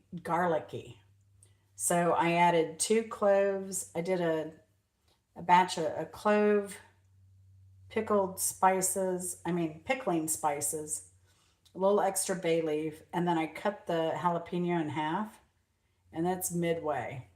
Because before I put everything on the bottom, so everything here was mild. But by the time we got down to the bottom, it was pretty spicy. So I did it midway here and added extra garlic at top and extra pickling spices. I don't use salt, and then I think the vinegar, I do vinegar to taste, mixed with water. And so um, I think it was about 2/3 water, 1/3 vinegar is how I like it. I don't put any salt in any of these. So looks like this went down. This is sealed already. And I just hand washed these. I didn't sterilize them. I mean, I'm using vinegar. Uh, so I hand, and these will be eaten fast. You know, probably a couple months. So, yeah, I just washed the jars and lids and boiled the vinegar and then and packed it, poured the vinegar water over this, and then I had a chopstick, so I was getting all the air bubbles out. So now it's funny. This one's a lot warmer than this one. The two, they feel different temperatures almost. I don't know why. So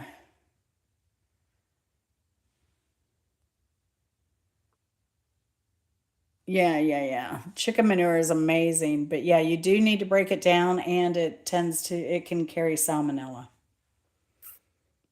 So you definitely want to break that down. I mean, chicken manure, in my opinion, needs to be hot, hot, hot, hot.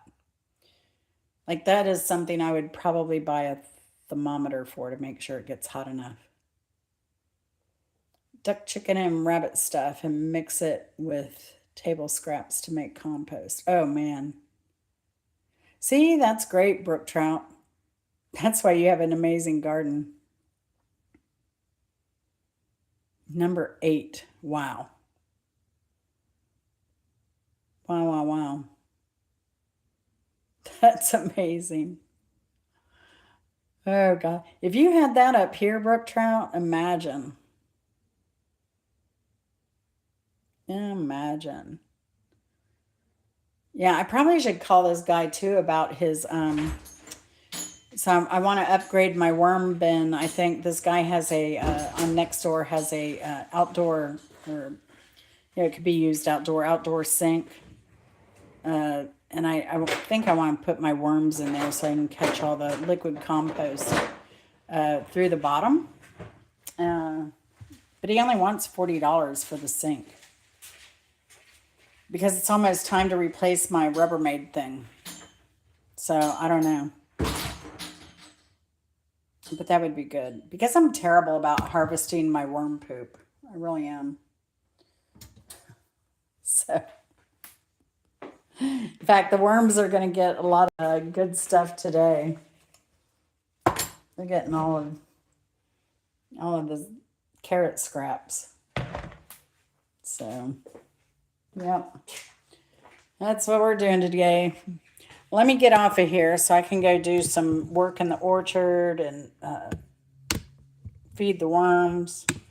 It's springtime, so the worms are coming to life. They're going to be hungry. Will my worms get too hot in the summer? No. I put them on the east side of the house, direct east side, so they get a little bit of morning heat. But yeah, that doesn't last too long. And then the other thing I do, Brooke, is sometimes for a treat, and if they have plenty of food in their bin, I'll freeze scraps, and then I'll give my worms a cool treat Kind of like you would your dog. Give them those ice pups or whatever they are. I'll throw in a bag of frozen uh, vegetable scraps, and that seems to make them happy. Now, one thing with the worms, I did learn one time I didn't have scraps and I needed to feed them, so I picked up a bunch of grass clippings. Don't ever do that. That's a big mistake because grass clippings get really hot.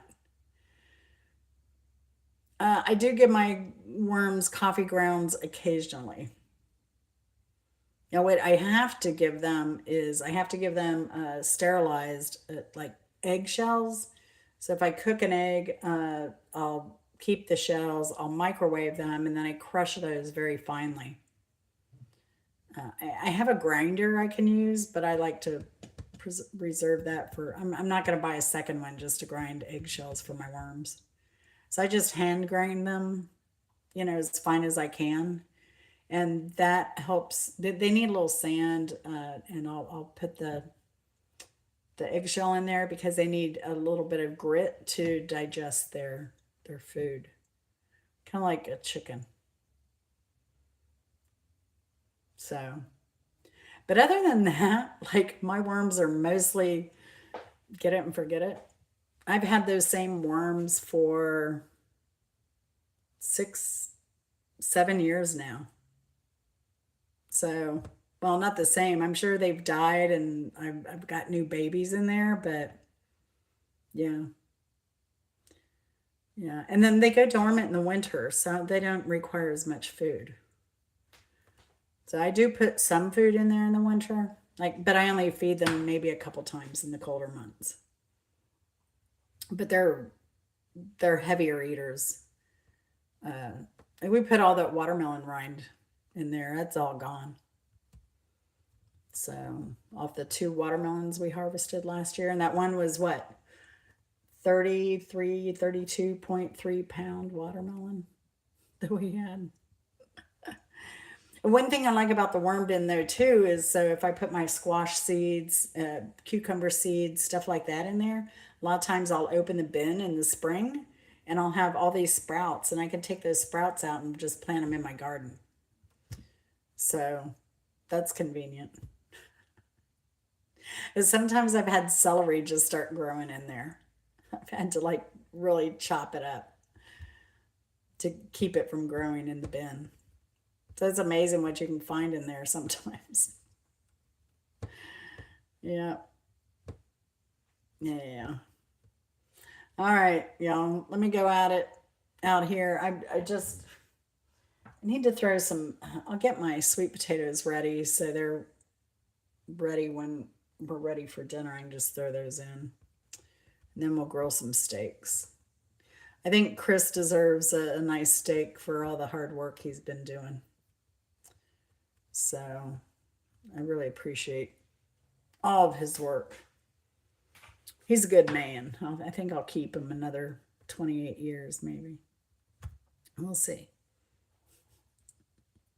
If I'm lucky, he'll keep me. He never knows. He's so good. He never knows what to expect with me. Everybody was shocked that, oh, her husband lets her go down to Florida and be with you. I was like, the man has a heart. He has a heart. Oh yeah, coffee grounds are great. Yeah, he's a sweetheart. He has a big heart. So yeah, I'm lucky. I can't wait to take you on our anniversary trip. It'll be the what is it? It'll be what's my sub count now? Like 1,800. We'll have like it's over 1,800. I think I'm nearing 1,900. There'll be maybe by then, maybe by next weekend, it'll be 1,902 of us celebrating our anniversary. Oh, actually, I just had my 4-year anniversary too for YouTube. So that was fun. I haven't really celebrated it. I should have. But no, I'm so grateful. YouTube's been a great blessing for me, just socially. And I've met some great people. All of you are just awesome. And I'd love to meet all of you IRL. So one day, you're on my list. But I try to not, life is short. You gotta do stuff now. Don't put it off. Especially travel. You young people, get out there, travel the world. Do stuff now while you have the bodies to do it. Even if it takes working 2 jobs. So, love y'all very much. Thank you so much for your amazing support. I'm always surprised that I'm like, who would ever follow me? Who? So I'm always so grateful, most definitely, that y'all put up with me as well. So y'all take care. Love y'all very much. Have a great day, and we'll see you later. Bye. Thanks, y'all, too. Love y'all very much. Bye.